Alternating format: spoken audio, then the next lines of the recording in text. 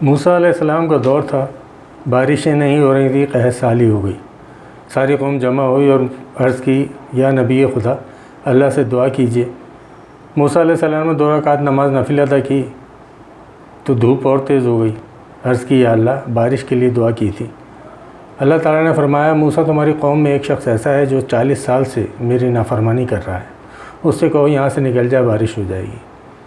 اس شخص نے جب یہ سنا تو سب کی طرف دیکھنے لگا، جب کوئی جاتا ہوا نظر نہیں آیا تو ندامت سے سر جھکا لیا اور عرض کی، یا اللہ، 40 سال سے آپ نے میرا پردہ رکھا ہے، اگر اس دفعہ آپ نے میرا پردہ نہیں رکھا تو میں کسی کو منہ دکھانے کے قابل نہیں رہوں گا، آپ میری توبہ قبول کیجیے۔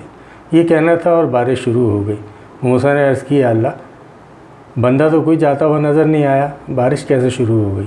اللہ نے فرمایا کہ جس کی وجہ سے بارش رکی ہوئی تھی اسی کی طفیل تم کو عطا کر دی ہے۔